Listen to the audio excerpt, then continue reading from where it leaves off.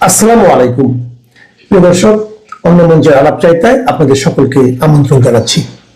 প্রথম থেকেই বলে আসছি যে ডক্টর মোহাম্মদ ইউনূসের পক্ষে একটি শান্তিপূর্ণ নির্বাচন দিয়ে ক্ষমতা ছাড়া সম্ভব হবে না। তাকে আসলে ক্ষমতা থেকে নামাতে হবে এবং সেটা করবে তারই জুলাই সন্ত্রাসের সঙ্গী সাথীরা। আমার এই দাবিকে ভুল প্রমাণের জন্য হলেও ডক্টর ইউনূস সরকারের বিএনপি পন্থী প্রধান নির্বাচন কমিশনার নির্বাচনের তফসিল ঘোষণা করেছেন সন্ধ্যায়। গতকাল সন্ধ্যায় যখন প্রধান নির্বাচন কমিশনার নির্বাচনের তফসিল ঘোষণা করছিলেন, তখনই রয়টার্স প্রকাশ করে বাংলাদেশের রাষ্ট্রপতি শাহাবুদ্দিন আহমদের একটি সাক্ষাৎকার, যেখানে রাষ্ট্রপতি শাহাবুদ্দিন আহমদ খোলাখুলি বলেছেন যে তিনি আর এই দায়িত্ব পালন করতে চান না, এত অপমান আর তিনি নিতে পারছেন না। তিনি সরাসরি এ কথাটি না বললেও তার বক্তব্য আসলে এমনই। নির্বাচনের তফসিলের ঘোষণা রাষ্ট্রপতির এই সাক্ষাৎকার প্রকাশিত হওয়ার পর ম্লান হয়ে গেছে, কারণ সাধারণ মানুষের আগ্রহ রাষ্ট্রপতির সাক্ষাৎকারে গিয়ে পড়েছে সবচেয়ে বেশি। এমনকি আন্তর্জাতিক মহলেও এর প্রভাব পড়েছে। এমনিতেই আওয়ামী লীগ বিহীন নির্বাচনে কারো আগ্রহ নেই। সবাই জানে যে নির্বাচন হলে কে ক্ষমতায় আসবে আর কে বিরোধী দল হবে। এরকম আগে থেকেই জানাশোনার নির্বাচনে মানুষের আগ্রহ থাকার কোনো কারণ নেই, যেমন ছিল না আওয়ামী লীগের আমলে হওয়া নির্বাচনগুলিতেও। কিন্তু এবার তফসিল ঘোষণার সঙ্গে সঙ্গে রাষ্ট্রপতির এই বোমা বিস্ফোরণ নিঃসন্দেহে সবকিছুর মোড় ঘুরিয়ে দিয়েছে। কে জানে রাষ্ট্রপতিকে এবার হয়তো জোর করেই সরিয়ে দেওয়া হবে কিনা। চলুন বিষয়টি বা এই দুটি বিষয় নিয়ে আরেকটু বিস্তারিত বোঝার চেষ্টা করি আমরা।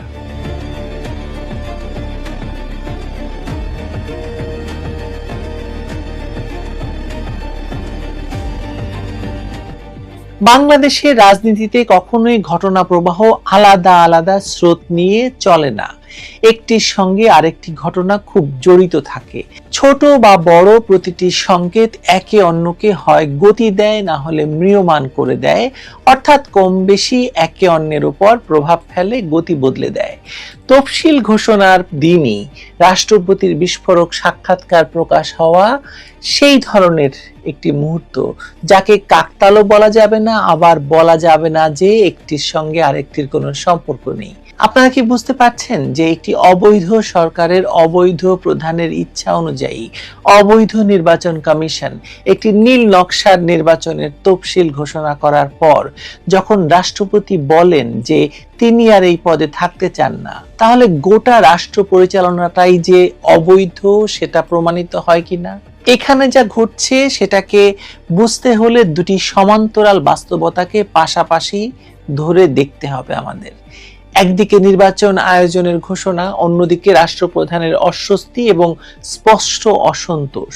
এই দুই বাস্তবতা একই দিনে সংঘর্ষে এসে যে বিরাট ঘটনা তৈরি করেছে তার রাজনৈতিক অর্থ পাঠ করার জন্য আমাদের প্রথমেই বুঝতে হবে যে রাষ্ট্রপতি অনেকদিন আগেই বলে দিয়েছেন যে প্রধানমন্ত্রী শেখ হাসিনার পদত্যাগপত্র তার হাতে নেই, ফলে এই সরকার অবৈধ এবং এই সরকারের অধীনে হওয়া নির্বাচনকেও কোনোভাবে বৈধতা দেওয়ার কারবারে রাষ্ট্রপতি আসলে থাকতে চান না। সেজন্য তিনি আগে ভাগে জানিয়ে দিলেন এবং সেদিনই জানালেন যেদিন তফসিল ঘোষণা হচ্ছে। দেখুন, এই তফসিলকে অকার্যকর এবং এই তফসিলকে ভয়াবহ করে ফেলেছে ডক্টর ইউনূস নিজেই। তার দুই ছাত্র উপদেষ্টা তফসিল ঘোষণার আগেই তারা ঘোষণা দিয়ে বসে আছে তারা নির্বাচনে অংশ নেবে এবং ক্ষমতায় থাকা অবস্থায় তারা নির্বাচনে অংশ নেওয়ার জন্য নানা কাজ কারবার করেছে। সুতরাং তফসিল ঘোষণাটা আসলে এক ধরনের নাটক ছাড়া আর কিছু তো নয়। তফসিল ঘোষণার মাধ্যমে ইউনূস সরকারের লক্ষ্যটা কিন্তু স্পষ্ট, যে আন্তর্জাতিক চাপের সামনে একটি সাংবিধানিক রূপরেখা দাঁড় করানো, যেখানে দেখানো যে দেশ নির্বাচনের পথে এগোচ্ছে এবং প্রশাসন এখন নিয়মতান্ত্রিক কাঠামো মেনে কার্যক্রম চালাচ্ছে। কিন্তু এই ঘোষণার মধ্যেই যে বিতর্কটি অদৃশ্যভাবে লেগে আছে তা হলো প্রধান রাজনৈতিক শক্তি আওয়ামী লীগকে নিষিদ্ধ রাখার সিদ্ধান্ত, যা নির্বাচনের প্রতিযোগিতা এবং বৈধতা দুটোকেই প্রশ্নের মুখে ঠেলে দিচ্ছে। আন্তর্জাতিক মিডিয়ায় এই তফসিল ঘোষণার পরে যেসব প্রতিবেদন প্রকাশিত হয়েছে তার প্রায় প্রতিটি প্রতিবেদনে এই বিষয়টি সবচেয়ে বেশি গুরুত্ব পেয়েছে। আওয়ামী লীগকে নির্বাচনের বাইরে রাখা, দেশের সবচেয়ে বড় রাজনৈতিক দলকে নির্বাচনের বাইরে রাখা, শেখ হাসিনার দলকে নির্বাচনের বাইরে রাখা, মুক্তিযুদ্ধের প্রথম প্রধান শক্তিকে নির্বাচনের বাইরে রাখা, দেশের প্রধান গণতান্ত্রিক রাজনৈতিক দলকে নির্বাচনের বাইরে রাখা, এসবই ছিল হচ্ছে শিরোনাম। গণ অভ্যুত্থান পরবর্তী প্রেক্ষাপটে 1.5 বছর ধরে ক্ষমতায় থাকা সরকার এমন এক নির্বাচনী আয়োজনের দিকে এগোচ্ছে যেখানে বৃহত্তম রাজনৈতিক দল অনুপস্থিত, এবং এই অনুপস্থিতি ভোটার আচরণ থেকে রাজনৈতিক গ্রহণযোগ্যতা, আন্তর্জাতিক গ্রহণযোগ্যতা সবকিছুকেই প্রভাবিত করছে। এটাই ছিল দিনের প্রধান রাজনৈতিক গল্প, এবং এই গল্প দেশের পত্রপত্রিকায় শুধু নয়, মানে দেশের পত্রপত্রিকায় এই আলোচনা হয়নি, কিন্তু বিদেশের পত্রপত্রিকায় প্রকাশিত সংবাদের ভিত্তিতে আমি আপনাদেরকে এই কথা বলতে পারছি। আপনি রয়টার্স থেকে শুরু করে নিউ ইন্ডিয়ান এক্সপ্রেস কিংবা দ্য হিন্দু, সবগুলোর বক্তব্য একেবারে হুবহু এক। আন্তর্জাতিক গণমাধ্যম যখন নির্বাচনের তফসিল নিয়ে এভাবে বলা শেষ করেছে, সঙ্গে সঙ্গে রয়টার্স প্রকাশ করেছে রাষ্ট্রপতি শাহাবুদ্দিন আহমদের সাক্ষাৎকার, যে সাক্ষাৎকারে তিনি শুধু ব্যক্তিগত অসন্তোষ জানাচ্ছেন না, তার বক্তব্যে প্রকাশ পাচ্ছে যে রাষ্ট্রের ভেতর কর্তৃত্বের বিন্যাস বা লাইন অফ অর্ডার ভেঙে পড়েছে। অবৈধ ইউনূস সরকার কোনো কিছুর তোয়াক্কা না করেই দেশ শাসন করছে। দেশের নির্বাহী প্রধান 16 মাসে 14 বার বিদেশ সফর করলেও রাষ্ট্রপ্রধানের সঙ্গে একবারও সাক্ষাৎ করেননি। এটি কেবল একটি প্রোটোকল ভাঙা নয়, বরং রাষ্ট্রের একটি স্তম্ভকে ইচ্ছাকৃতভাবে নিস্তেজ করে দেওয়ার অভিযোগের মতোই, এবং সংবিধানের লঙ্ঘন। তার সাথে যদি যুক্ত করা হয় যে বঙ্গভবনের কার্যক্রম সংকুচিত হওয়ার খবর এবং রাষ্ট্রপতি যে দাবি করেছেন তার প্রেস সেকশনকে বন্ধ করে দেওয়ার অভিযোগ, এগুলো মেলান না, এগুলো বিচ্ছিন্ন প্রশাসনিক ঘটনা নয়, এগুলো রাষ্ট্রের সাংবিধানিক ভারসাম্য নষ্ট হওয়ার একদম স্পষ্ট লক্ষণ। রাষ্ট্র কাঠামোটা ভেঙে পড়েছে, ডক্টর ইউনূস রাষ্ট্র কাঠামোকে ভেঙে তার উপর দাঁড়িয়ে উলঙ্গ নৃত্য করছেন। আমরা প্রশ্ন করতে পারি যে তফসিল ঘোষণার মুহূর্তে তফসিলের চেয়েও এই সাক্ষাৎকারটি কেন এত গুরুত্বপূর্ণ হয়ে উঠল? কারণ রাষ্ট্রপতির বক্তব্য নির্বাচনী প্রক্রিয়াকে কেন্দ্র করে যে বিশ্বাসযোগ্যতা গড়ে তোলার চেষ্টা হচ্ছিল সেটাকে সরাসরি চ্যালেঞ্জ করছে। নির্বাচন যতই ঘোষণা করা হোক, যদি রাষ্ট্রের সর্বোচ্চ সাংবিধানিক পদেই অস্থিরতা দেখা দেয়, যদি রাষ্ট্রপ্রধান নিজেই বলেন তিনি কার্যত গুরুত্বহীন হয়ে পড়েছেন, অপমানিত হচ্ছেন, তবে নির্বাচনী কাঠামোর উপর আস্থার ভিত্তি দুর্বল হয়ে যায়। মানুষ তখন প্রশ্ন তো করবেই, একটি রাষ্ট্র যেখানে ক্ষমতার ভেতরকার যোগাযোগ ব্যবস্থা ভেঙে পড়েছে, সেখানে নিরপেক্ষ নির্বাচন কিভাবে সম্ভব হবে বলেন? আর একটু স্পষ্ট করে বলি, ইউনূস সরকার শুরু থেকে একটি জটিল ভারসাম্যের উপর দাঁড়িয়ে আছে। জুলাই সন্ত্রাস পরবর্তী পরিস্থিতিতে তারা জনপ্রিয়তার তরঙ্গে ভেসে গেলেও দেশ পরিচালনার ক্ষেত্রে একেবারে 0 নাম্বার পেয়ে ফেল করেছে। ওদিকে এর সঙ্গে যুক্ত হয়েছে নানা পক্ষের চাপ, প্রত্যাশা, ভিন্নমুখী শক্তির প্রক্রিয়াও সেই সঙ্গে তাদেরকে সামলাতে হচ্ছে, মানে ইউনূস সরকারকে, দেশি বিদেশি বহু ধরনের চাপ। এই অবস্থায় রাষ্ট্রপতির মতো একটি আনুষ্ঠানিক কিন্তু প্রতীকীভাবে শক্তিশালী পদকে উপেক্ষা করা কিংবা তাকে প্রান্তিক করে রাখা নিশ্চিতভাবে দুটি উদ্দেশ্য পূরণ করে। এক, ক্ষমতাকে সম্পূর্ণভাবে কুক্ষিগত করে ফেলা হয়েছে এবং ইউনূস সেটা করেছেন। দ্বিতীয়ত, রাজনৈতিক প্রতিপক্ষদের কাছে একটি বার্তা দেওয়া হচ্ছে যে সরকারই একমাত্র ক্ষমতার উৎস। কিন্তু এর বিপরীত দিকও আছে। যারা রাষ্ট্রের দীর্ঘমেয়াদী স্থিতিশীলতা নিয়ে ভাবেন তাদের কাছে এটি উদ্বেগের, কারণ রাষ্ট্রপতির প্রকাশ্য অসন্তোষ তাই রাষ্ট্র ব্যবস্থাপনার যে চরম দুর্বলতা এবং অকার্যকারিতা তাকেই উন্মুক্ত করে, সেটা তো বোঝা গেছে। এবং ঠিক তফসিল ঘোষণার দিনই এগুলো সামনে এসে দাঁড়ানোতে রাজনৈতিক নাটকীয়তা আরো ঘনীভূত হওয়ার সঙ্গে সঙ্গে দেশে বিদেশে এই তফসিল মূলত অকেজো হয়ে গেল। এখন তফসিল এবং সাক্ষাৎকারকে যদি আপনি একসাথে মিলিয়ে পাঠ করেন তাহলে কি দেখতে পান? আমি কি দেখি বলি। নির্বাচনী ঘোষণা একটি ভবিষ্যৎ রাজনৈতিক পথনকশা, যার মাধ্যমে ইউনূস একটি নির্বাচিত সরকারের হাতে ক্ষমতা দিয়ে বিদায় নেবে বলে ভাবছিল। তার মানে এই তফসিলের দিন থেকেই কিন্তু তার নির্বাহী ক্ষমতা প্রায় শূন্য হয়ে যাওয়ার কথা, যদি স্বাভাবিক এবং গণতান্ত্রিক নিয়ম ধরি। যে অভিযোগে শেখ হাসিনার আমলে দলীয় সরকারের অধীনে নির্বাচন করতে চায়নি কেউ, সেই একই কারণে নির্বাচনের সময় নির্বাচন কমিশনের হাতে সরকার চালানোর দায়িত্ব দিয়ে ইউনূসের সরে যাওয়ার দরকার ছিল।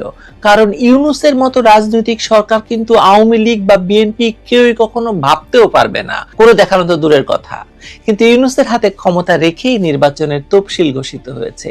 সরকার এর মাধ্যমে বলতে চেয়েছে যে তারা গণতান্ত্রিক ধারায় ফিরছে এবং জনগণই পরবর্তী ক্ষমতা নির্ধারণ করবে। কিন্তু রাষ্ট্রপতির সাক্ষাৎকারের বার্তাটা কিন্তু উল্টো। তিনি বলতে চাইছেন রাষ্ট্র তার স্বাভাবিক নিয়মে চলছে না, রাষ্ট্রপ্রধান নিজেই নিজেকে অকার্যকর মনে করছেন এবং নির্বাহী সিদ্ধান্তগুলো কোনো সাংবিধানিক আলোচনার মধ্য দিয়ে নয়, একক কর্তৃত্ব এবং সিদ্ধান্তে গৃহীত হচ্ছে। এই দুই বিপরীত বার্তা একই দিনে প্রকাশ পাওয়ার ফলে নির্বাচন নিয়ে যে স্বাভাবিক কৌতূহল এবং আলোচনার পরিবেশ তৈরি হওয়ার কথা ছিল তা মুহূর্তেই মেসাকার হয়ে গেছে, মুহূর্তেই সন্দেহে ঢেকে গেছে। একদিকে নির্বাচন ঘোষণা, অন্যদিকে সাংবিধানিক সংকট। এই দ্বৈত চিত্র নির্বাচনের গ্রহণযোগ্যতার উপর কালো মেঘ, মানে মেঘের ছায়া ফেলেছে। অন্যদিকে আরেকটি সম্ভাবনা তৈরি হলো যে কোনো সময় হয়তো নির্বাচনের আগেই কিনা রাষ্ট্রপতিকে সরিয়ে দেওয়া কিংবা তিনি নিজেই পদত্যাগ করতে পারেন, মানে তাকে জোর করে পদত্যাগে বাধ্য করা হতে পারে এই সাক্ষাৎকারের পরেই। মানে এটা তো একটা অপরাধ ডক্টর ইউনূসের কাছে, তাই না? মানে রাষ্ট্রপতির প্রেস অফিসকে যদি বাদই দেওয়া হয়ে থাকে তাহলে এই সাক্ষাৎকার রাষ্ট্রপতি কিভাবে দিলেন বলুন তো? নিশ্চয়ই তিনি কাউকে না জানিয়ে এই সিদ্ধান্তটি গ্রহণ করেছেন। একজন বন্দি দশায় থাকা মানুষ যেভাবে পারেন সেভাবেই পৃথিবীর সঙ্গে যোগাযোগ করতে চান, রাষ্ট্রপতিও তাই করেছেন। যদি সত্যি তাকে জোর করে সরিয়ে দেওয়া হয় অথবা তিনি নিজেই পদ ছাড়ার সিদ্ধান্ত নেন, তাহলে রাষ্ট্র একটি সাংবিধানিক শূন্যতার মুখে পড়বে।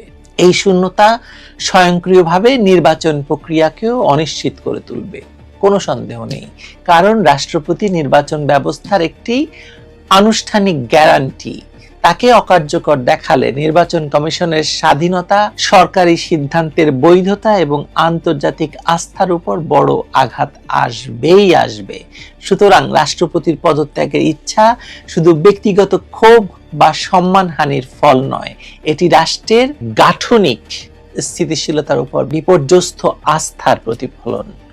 ব্যাপারটি আরো জটিল আকার ধারণ করে যখন দেখা যায় যে আন্তর্জাতিক সংবাদ মাধ্যম ইতিমধ্যেই নির্বাচনী পরিবেশ নিয়ে সন্দেহ প্রকাশ করছে। তারা প্রশ্ন তুলছে সবচেয়ে বড় দল নির্বাচন করতে পারবে না, নির্বাহী এবং রাষ্ট্রপ্রধানের মধ্যে যোগাযোগ নেই, গণভোটের আয়োজন একই দিনে যুক্ত করে প্রক্রিয়াটিকে আরো জটিল করা হয়েছে। এই অবস্থায় নির্বাচন কি সত্যি একটি গণতান্ত্রিক অনুশীলন হিসেবে প্রতীয়মান হতে পারে? পারে না।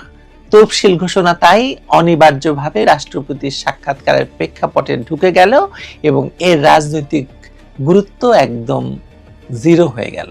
তফসিল একটি আনুষ্ঠানিক অগ্রগতি, কিন্তু রাষ্ট্রপতির সাক্ষাৎকার সেই অগ্রগতির ভেতরের ফাটলগুলোকে প্রকাশ্যে টেনে এনেছে।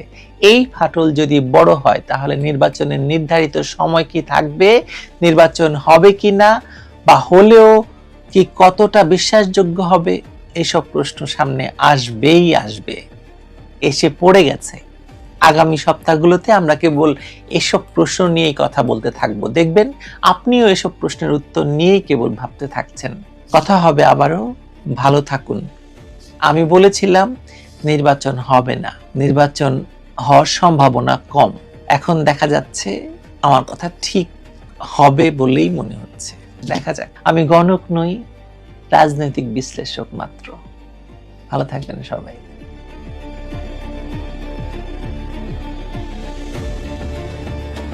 বন্ধুরা, প্রীতি, সালাম এবং শুভেচ্ছা নেবেন। অবশেষে ত্রয়োদশ জাতীয় সংসদ নির্বাচনে তফসিল ঘোষণা করা হয়েছে। এখন প্রশ্ন উঠেছে, এই নির্বাচনটি কি আদৌ অনুষ্ঠিত হবে? আর যদি অনুষ্ঠিত হয়ও, এই নির্বাচনে কে জয়লাভ করবে? সেই বিষয় নিয়ে আলাপ করবার আগে অন্য একটি বিষয় নিয়ে একটু কথা বলতে চাই। তফসিল নিয়ে দেখলাম যে কাল নাকি ঢাকা শহরে একটি ব্যান্ড পার্টির মিছিল হয়েছে। এনসিপির উদ্যোগে তারা এই তফসিল ঘোষণাকে স্বাগত জানিয়ে ব্যান্ড পার্টির মিছিল বের করেছে। ওখানে ব্যান্ড পার্টিতে যে সদস্যরা ছিল এর বাইরে হাতে গোনা কয়েকজন টোকাই ছিল, এবং তারা উর্দু বা হিন্দি ভাষায় গান গেয়ে গেয়ে এই স্বাগত জানাচ্ছিল। রাসেল স্কোয়ার থেকে এই তথ্যটি পাঠিয়েছিলেন একজন পথচারী। এদিকে ঢাকা শহরে কালকে রাত্রে কল্পনাতীত সংখ্যক ককটেল ফুটেছে, বিভিন্ন জায়গায় ককটেল ফুটেছে। তো এই ককটেলটা কেন ফুটলো, কারা ফুটালো, সেটি নিয়ে ইতিমধ্যে আলোচনা হচ্ছে। কারণ আমি যতদূর জানি যে আওয়ামী লীগের বর্তমানে এই অবস্থা, বা আওয়ামী লীগ যে ধরনের রাজনীতি করে, তাতে গতকাল রাতে আওয়ামী লীগের পক্ষ থেকে ককটেল ফোটানোর কোনো কারণ নাই, কিন্তু ককটেল ফুটেছে। আরো ইন্টারেস্টিং হলো যে গতকাল এই 16 মাসে মোটামুটি অন্ধ এবং বধির অবস্থায় দায়িত্ব পালন করেছেন বাংলাদেশের রাষ্ট্রপতি শাহাবুদ্দিন আহমেদ চুপ্পু। কিন্তু হঠাৎ করে আমরা দেখলাম যে মার্কিন সংবাদ সংস্থা রয়টারের সাথে তার একটা সাক্ষাৎকার, এবং সেখানে তিনি অসন্তোষ প্রকাশ করেছেন ডক্টর ইউনূসের সাথে। গত 7 মাস তার সাথে কোনো যোগাযোগ নেই, তার প্রেস উইং বন্ধ করে দেওয়া হয়েছে। এখন মিলিয়ন ডলার প্রশ্ন হলো, যার প্রেস উইং নাই, যিনি গত 16 মাসে আমাদের সামনে তেমন কোনো কথা বলেননি, হঠাৎ করে তিনি কেন তার এই অসন্তোষ প্রকাশ করলেন এবং আগাম তার পদত্যাগের রোডম্যাপটা জানিয়ে রাখলেন যে নির্বাচনের পরে তিনি সরে দাঁড়াবেন। এটা কিসের আলামত? এইভাবে পরিবেশ অশান্ত করার জন্য ককটেল, হঠাৎ করে রাষ্ট্রপতির বিস্ফোরণ, তাও এই ভারত বা বাংলাদেশের কোনো মিডিয়ায় নাই, একেবারে আমেরিকার মিডিয়ায় এই বিস্ফোরণ। এগুলো কিন্তু আমাদের একটু চিন্তিত করে। কি হচ্ছে তাহলে? এদিকে নির্বাচন নিয়ে আমি গতকাল বলেছিলাম যে ডক্টর ইউনূস মোটামুটি কাউকেই পরোয়া করছেন না, তিনি তাড়াহুড়া করে এই নির্বাচনটা সেরে ফেলতে চাচ্ছেন। তিনি অনেকেই বলে থাকেন যে মার্কিন ডিপ স্টেটের সমর্থন নিয়ে তিনি এই যে অবৈধ ক্ষমতা দখল সেটি করেছিলেন, এবং এই যে জুলাই আগস্টের যে জঙ্গি অভ্যুত্থান, সেখানে ডক্টর ইউনূসের কিন্তু ফিনান্সিয়াল ইনভলভমেন্ট ছিল। হি invested A lot of money, তিনি সরাসরি ইনভেস্ট করেছে অথবা তিনি টাকা জোগাড় করেছিলেন, এবং বলা যায় যে 72% অর্থ ডক্টর ইউনূসের মাধ্যমে এখানে এসেছিল, মানে সে এই টাকাটা জোগাড় করেছিল। তো এই টোটাল জঙ্গি অভ্যুত্থানের ফিনান্সিয়ালি তার স্টেকটা সবচেয়ে বেশি। তো এখন যখন তিনি গেড়া করলে পড়ছে, তিনি কিন্তু, এবং তার চেলারা বলতো যে 5 বছর ক্ষমতায় থাকবে, 50 বছরও নাকি পাবলিক তারে ক্ষমতায় চায়। তো 5 বছর 50 বছরের এই ক্ষমতা মোহ ত্যাগ করে তিনি হঠাৎ কেন নির্বাচন দিতে বাধ্য হলেন বা নির্বাচন দিলেন? কারণ তিনি পরিস্থিতি বুঝে ফেলেছেন। এখন তিনি চাচ্ছেন যে তার মতো করে তিনি ক্ষমতা থেকে চলে যেতে চান এবং তার পছন্দের কাউকে ক্ষমতায় রেখে যেতে চান। ডক্টর ইউনূস এই গত 16 মাসে যেটা করেছেন, তিনি সবাইকেই হোপ দিয়েছেন। তিনি বিএনপিকে বলেছেন তিনি বিএনপিকে ক্ষমতায় আনার ব্যাপারে সহায়তা করবেন। বিএনপির তারেক রহমানের সাথে মিটিং করতে তিনি লন্ডন পর্যন্ত ছুটে গেছেন গত জুন মাসে। তো এখন এদিকে জামাতে ইসলাম এই জঙ্গি আন্দোলনের অন্যতম নেপথ্য শক্তি ছিল, মাঠে যারা কাজ করেছে। বিএনপি কিন্তু আন্দোলনের ষড়যন্ত্রের সাথে জড়িত ছিল না, আন্দোলনের ষড়যন্ত্রের সাথে জড়িত ছিল বেসিক্যালি জামাত শিবির। এই অভ্যুত্থানটা, এই যে জঙ্গি অভ্যুত্থানটা হিজবুত তাহরীর, জামাত শিবির এরাই করেছে। ইউনূস ওয়াজ মাস্টার মাইন্ড, ওয়াকার ওয়াজ এ মাস্টার মাইন্ড। ওয়াকার একটা ভেরি ইম্পর্টেন্ট স্টেক হোল্ডার ছিল। তো সব মিলিয়ে এই যে অবস্থা তৈরি হয়েছে, এখন ইউনূস চাইছে যে সে তার পছন্দের দলকে ক্ষমতাটা দিয়ে চলে যেতে, এবং ইউনূসের পছন্দের দল হলো জামাতে ইসলাম, এবং জামাতে ইসলাম আরো ইসলামপন্থী দলরা মিলে এই নির্বাচনে অংশগ্রহণ করবে। আমাদের সেনা প্রধান জেনারেল ওয়াকার খান, তিনিও জামাতে ইসলামকে ক্ষমতায় চান। সুতরাং এখন ইউনূস, সেনা প্রধান মিলে তারা সিদ্ধান্ত নিচ্ছে যে জামাতে ইসলামকে কি করে ক্ষমতায় আনা যায়। ইতিমধ্যেই সেনা প্রধান কিংবা তার প্রতিনিধিদের সাথে ডক্টর ইউনূসের প্রতিনিধি, জামাতে ইসলামের প্রতিনিধি, এদের মধ্যে একাধিক মিটিং হয়েছে, এবং ডক্টর ইউনূসের পক্ষে আরো কয়েকজন উপদেষ্টা কাজ করছে, আসিফ নজরুল, রেজওয়ানা চৌধুরী এবং আদিলুর রহমান। এরা সবাই মিলে এখন একটা পরিস্থিতি তৈরি করছে যাতে জামাতে ইসলামকে ক্ষমতায় আনা যায়।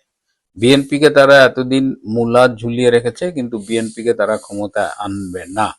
বিএনপিকে রানার আপ করতে পারে আর কি। জামাতে ইসলামকে ক্ষমতায় আনতে হলে কি করতে হবে? কারণ জামাতে ইসলাম স্বাভাবিক উপায়ে স্বাভাবিক নির্বাচনের মাধ্যমে ক্ষমতায় আসবে না, সেই সম্ভাবনা কিংবা বাস্তবতা বাংলাদেশে বিরাজ করছে না। সুতরাং জেনারেল ওয়াকারের সাথে ডক্টর ইউনূসের যে মিটিং হয়েছে এবং জামাতে ইসলামের সাথেও যে মিটিংটা হয়েছে, তাতে হলো যে ইলেকশন ইঞ্জিনিয়ারিং করা হবে এবং ইলেকশনের আগে আপনারা দেখবেন যে বিএনপির নেতা কর্মীদের ধরপাকড় অনেক আসনেই বেড়ে গেছে। তারা এমন ভাবে ইলেকশন ইঞ্জিনিয়ারিং করবে এবং এখানে সেনাবাহিনীর এক অংশকে কাজে লাগানো হবে এবং অলরেডি ডিজিএফআই কে বিশেষ অ্যাসাইনমেন্ট দিয়েছে জেনারেল ওয়াকার খান, যেন তারা মাঠ পর্যায়ে গিয়ে জামাতের পক্ষে কাজ করে। এদিকে জামাত মাঠ পর্যায়ে যেটা করছে, তারা আওয়ামী লীগের ভোট ব্যাংকের দিকে হাত বাড়িয়েছে। তারা আওয়ামী লীগের ভোটারদের বাড়ি বাড়ি গিয়ে ভোট জামাতকে ভোট দিতে বলছে এবং তারা থ্রেট করছে যে হয় জেলে থাকবা, নইলে ভোট দিতে যাইতে হবে এবং জামাতকে ভোট দিতে হবে। জামাত আরেকটা স্ট্র্যাটেজি নিয়েছে যে তারা মানে ভোটের পার্সেন্টেজ বাড়ানোর জন্য তারা বাড়ি বাড়ি গিয়ে ভোটের দিন তারা ফোর্স করবে ভোট কেন্দ্রে যাওয়ার জন্য। তো এই হলো জামাত মোটামুটি ধরেই নিয়েছে যে তারা ক্ষমতায় যাচ্ছে এবং তাদের সাথে রয়েছে প্রশাসন, তাদের সাথে রয়েছে ডক্টর ইউনূস এবং তাদের সাথে রয়েছে সেনাবাহিনী, বিশেষ করে জেনারেল ওয়াকার খান। তাহলে বিএনপির কি হবে? বিএনপি যে শুধু রানার আপ হবে তাই না, বিএনপির তারা কিছু হেভি ওয়েট ক্যান্ডিডেটকে টার্গেট করেছে, তাদের কোনো অবস্থায় জিততে দেবে না। তার মধ্যে রয়েছেন বিএনপির বর্তমান মহাসচিব মির্জা ফখরুল আলমগীর, বিএনপির আরেক স্থায়ী কমিটির সদস্য নেতা সালাউদ্দিন আহমেদ এবং মির্জা আব্বাসকেও তারা টার্গেট করেছে। তারা মির্জা আব্বাসকে জিততে দেবে না, কিন্তু মির্জা আব্বাস যেহেতু ঢাকা শহরের একটি আসন থেকে নির্বাচন করবে এবং ঢাকা শহরে যদি বেশি ম্যানিপুলেশন করতে চায় তাহলে সেটা মিডিয়া এবং অন্যান্য সবার চোখে পড়বে। এই কারণে মির্জা আব্বাসের আসলে 50-50 অবস্থান। মির্জা আব্বাস যদি নিজের হ্যাডাম দিয়ে জিততে পারে তাহলে জিততে পারে, কিন্তু মির্জা ফখরুল এবং সালাউদ্দিনকে তারা জিততে দেবেন না। মির্জা ফখরুল যদিও রাজাকারের বাচ্চা এবং তিনি অনেক সময় জামাত ইসলামের পক্ষে কথা বলেন, কিন্তু মির্জা ফখরুলের আবার একটা মুক্তিযোদ্ধা সার্টিফিকেট আছে, একটা ভুয়া সার্টিফিকেট তিনি জোগাড় করে রেখেছিলেন। হ্যাঁ, মুক্তিযুদ্ধে তিনি কলকাতায় ঘোরাঘুরি করছেন, রণাঙ্গনে তো জানিনি, মুক্তিযুদ্ধ সংশ্লিষ্ট কোনো কাজেই থাকেননি, তারপরেও তিনি ক্ষমতার অপব্যবহার করে একটা মুক্তিযুদ্ধের সার্টিফিকেট জোগাড় করেছেন। এই কারণে মির্জা ফখরুলকে তারা জিততে দেবেন না।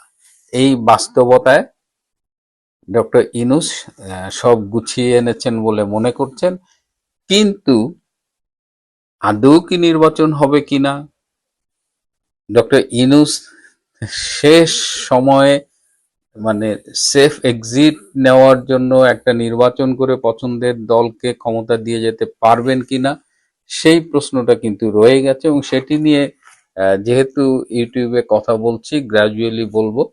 সব সত্য সব সময় বলা যায় না, এটা একটা ইউটিউবের সমস্যা। তবে আমার এই গতকাল থেকে একটা গানের কথা খুব মনে পড়ছে। সেই কলিটা হলো যে, ফোটে যে ফুল আধার রাতে, ঝড়ে ধুলায় ভোর রাতে। আধার রাতে যে ফুল ফোটে সেটা ধুলোয় ঝরে যায় ভোরবেলাতে। পরের লাইনটা আপনাদের নিশ্চয়ই মনে আছে, কিংবা কোন গান এটা আপনাদের জন্য কুইজ রইল প্রিয় দর্শক। বলুন তো এটা নজরুল ইসলামের কোন গানের লাইন বললাম? এবং আমার মনে হয় যে এই দুটো লাইন শেষমেশ ডক্টর ইউনূসকেও গাইতে হবে। প্রিয় বন্ধুরা, আজ এ পর্যন্তই। ভালো থাকবেন, সুস্থ থাকবেন, তার চেয়েও জরুরি হলো নিরাপদে থাকবেন। সবাইকে অনেক ধন্যবাদ।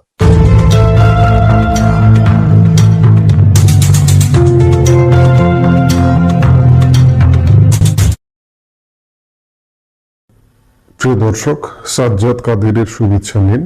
এই মুহূর্তে আপনাদের সামনে কথা বলতে এসেছি, রাষ্ট্রপতি পদত্যাগ করতে চান কেন? হ্যাঁ, মহামান্য রাষ্ট্রপতি এর অভিপ্রায় ব্যক্ত করেছেন আজ বৃহস্পতিবার 11 ডিসেম্বর। জাতীয় সংসদ নির্বাচন ফেব্রুয়ারিতে হবে এমন একটা আজকে তফসিল ঘোষণা হয়েছে, এবং এটা নির্বাচনটা হবে কি হবে না নানান কথা আছে। আমরা আগে থেকেই বরাবরই বলছিলাম যে হবে না, আবার যদি হয়েও যায় অবাক হবার কিছু থাকবে না, কারণ এই নির্বাচনটাকে প্রতিহত করবে কে? আওয়ামী লীগ ছাড়া কেউ প্রতিহত করার আছে? বর্তমানে যে রাজনৈতিক দলগুলো আছে সেই দলগুলো কি প্রতিহত করবে? না। তারা চাইবে যে নির্বাচনটা তেন ভাবে যে কোনো ভাবে সেটা একপাক্ষিক হোক, আর 20% জনগণের মধ্যে নির্বাচন হোক, তারা চাইছে নির্বাচনটা হয়ে যাক। আওয়ামী লীগ যদি প্রতিহত না করে, বিদেশি লোক এসে, ইউকের লোক এসে, ইন্ডিয়ান লোক এসে বাংলাদেশের নির্বাচন প্রতিহত করবে না। কাজেই সামনের দিনগুলোতে আর 2 মাস আছে, 2 মাস পরে নির্বাচন। এই 2 মাসের মধ্যে আওয়ামী লীগ আসলে প্রতিহত করতে পারবে কিনা সেটা খুব বড় ধরনের প্রশ্ন, কারণ 1.5 বছরেও আওয়ামী লীগের আসলে কোনো কার্যক্রম সত্যিকার অর্থে দেখার মতো কার্যক্রম নাই, সোজা কথা যদি বলতে হয়। এখন আন্তর্জাতিক কূটনৈতিক কিছু কার্যক্রম চলছে, সেই কার্যক্রমগুলো যদি নির্বাচনকে ঠেকিয়ে দিতে পারে সেটি তাহলে ভিন্ন বিষয় হবে, কারণ বিশ্ব বলছে যে সব দলের অংশগ্রহণে, আওয়ামী লীগের অংশগ্রহণে অন্তর্ভুক্তিমূলক একটা নির্বাচন করতে। কিন্তু এখনো পর্যন্ত আসলে আজকেই এটা বলার সময় আসেনি যে 12 ফেব্রুয়ারি আসলে এই নির্বাচনটা হচ্ছে কিনা। যদি নির্বাচনটি হয়ে যায় তাহলে মহামান্য রাষ্ট্রপতি তার মেয়াদের মাঝামাঝি সময়ে পদত্যাগের সিচুয়েশনে পড়বেন, বা তিনি পদত্যাগ করবার অভিপ্রায় ব্যক্ত করেছেন। আজ বৃহস্পতিবার 11 ডিসেম্বর রয়টার্সকে দেওয়া এক সাক্ষাৎকারে তিনি অভিযোগ করেন যে মোহাম্মদ ইউনূসের নেতৃত্বাধীন অন্তর্বর্তী সরকারের আচরণে তিনি অত্যন্ত অপমানিত বোধ করছেন। অপমানিত বোধ করবারই তো কথা। খেয়াল করে দেখুন যে মহামান্য রাষ্ট্রপতির হাতে শপথ নিয়ে এসছেন মোহাম্মদ ইউনূস। শপথ নিয়ে আসবার পরে কিন্তু একবারও রেওয়াজ অনুযায়ী প্রধানমন্ত্রী, সরকার প্রধান, রাষ্ট্রপ্রধানের সাথে সাক্ষাৎ করে একবারও মুখ দেখাদেখি পর্যন্ত করেননি। রাষ্ট্রপতির নানান সুযোগ সুবিধা বন্ধ করে দিয়েছেন, রাষ্ট্রপতির প্রেস উইং বন্ধ করে দিয়েছেন, রাষ্ট্রপতিকে কোনো মিডিয়ায় কথা বলা বা তার সোজা কথা সরকারি মিডিয়া, এই যে বেতার টেলিভিশন, তার কোনো অনুষ্ঠান কাভারেজ করে না। মানে নানা ভাবে বঙ্গভবনকে সীমিত করতে করতে রাষ্ট্রপতির ক্ষমতা তো এমনিতেই সীমিত করতে করতে এমন সীমিত করেছেন যে তিনি এক প্রকার বলতে গেলে বলা যায় যে এই মুহূর্তে বঙ্গভবনের দম বন্ধ করে আছেন। আওয়ামী লীগ সরকার বিদায় হবার পরে সবচেয়ে বিপদগ্রস্ত মানুষটা হচ্ছেন মহামান্য রাষ্ট্রপতি। নিতান্তই কিছু দায় দায়িত্ব আছে, দায় দায়িত্বের কারণে তিনি এই কথাগুলো বলেছেন রয়টার্সের সাক্ষাৎকারে। দায় দায়িত্বের কারণে তিনি এখনো পর্যন্ত দায়িত্ব পালন করছেন। যদি না করতে হতো তিনি হয়তো আরো আগেই বঙ্গভবন থেকে বিদায় নিতেন। তিনি তার দায়ের জায়গায়, দায়িত্বশীলতার জায়গায় এখনো পর্যন্ত দায়িত্ব পালন করে যাচ্ছেন। রাষ্ট্রপতি শাহাবুদ্দিন 2023 সালে আওয়ামী লীগের মনোনীত প্রার্থী হিসেবে বিনা প্রতিদ্বন্দ্বিতায় 5 বছরের জন্য রাষ্ট্রপতি নির্বাচিত হন। তবে বর্তমান পরিস্থিতিতে তিনি পদ ছাড়তে প্রস্তুত বলে জানান। বঙ্গভবন থেকে হোয়াটসঅ্যাপে দেওয়া সাক্ষাৎকারে তিনি বলেন, আমি পদত্যাগ করতে আগ্রহী, তবে একই সঙ্গে তিনি যোগ করেন, নির্বাচন না হওয়া পর্যন্ত আমার দায়িত্ব পালন চালিয়ে যাওয়া উচিত। সাংবিধানিকভাবে রাষ্ট্রপতি থাকায় আমি আমার অবস্থান ধরে রাখছি। সর্বশেষ মহামান্য রাষ্ট্রপতিকে অবমাননার একটি ঘটনা ঘটেছে, সেটি হচ্ছে যে বিদেশি মিশনগুলো থেকে রাষ্ট্রপতির সরকারি প্রতিকৃতি সরিয়ে নেওয়ার ঘটনাকে তিনি গভীর অপমান হিসেবে দেখেন। তিনি বলেন, রাষ্ট্রপতির প্রতিকৃতি সমস্ত কনসুলেট, দূতাবাস ও হাই কমিশনে ছিল এবং এটি এক রাতে মুছে ফেলা হয়েছে। মানুষের কাছে ভুল বার্তা যাচ্ছে যে সম্ভবত রাষ্ট্রপতিকে অপসারণ করা হয়েছে। এই বিষয়ে তিনি ইউনূসকে চিঠি লিখলেও কোনো প্রতিক্রিয়া পাননি বলে জানান মহামান্য রাষ্ট্রপতি। ফেব্রুয়ারির নির্বাচনের আগে রাজনৈতিক অস্থিরতার মধ্যে রাষ্ট্রপতির এই বক্তব্য নতুন বিতর্ক সৃষ্টি করেছে এবং দেশটির অন্তর্বর্তী সরকারের সঙ্গে সম্পর্ক আরো জটিল হয়ে উঠেছে বলে ওয়াকিবহাল মহল মনে করছেন। নির্বাচনটা যদি হয়ে যায়, খুব স্বাভাবিকভাবে একটা দলীয় সরকার গঠিত হবে, সেই সরকারের একজন রাষ্ট্রপতি নির্বাচিত হবেন এবং সংসদে মহামান্য রাষ্ট্রপতিকে সংসদে অভিশংসনী করবেন। তার পদত্যাগ করা বা না করা, নির্বাচনটা যদি করে ফেলতে পারে ইউনূস সরকার, তাতে কিছু যায় আসে না। কিন্তু রাষ্ট্রপতি সত্যিকার অর্থে মানে করুণ একটা অবস্থায়, বাংলাদেশের ইতিহাসে সবচেয়ে খারাপ অবস্থায় মনে হয় আছেন রাষ্ট্রপতি হিসেবে তিনি। এবং আমরা জানি না, আসলে এখনো পর্যন্ত জানি না এই করুণ অবস্থা, এই খারাপ অবস্থায় তাকে আসলে বিদায় নিতে হয় কিনা। সেটি দেখার জন্য আমাদের নিশ্চয়ই অপেক্ষা করতে হবে। আমরা নিশ্চয়ই অপেক্ষা করব। এই মুহূর্তে এ পর্যন্ত। সবাই ভালো থাকুন, সুস্থ থাকুন। আমাদের ভিডিওগুলো নিয়মিত পেতে সাবস্ক্রাইব করুন Sajjad Kadir and the legends YouTube channel এবং লাইক, কমেন্ট, শেয়ার করে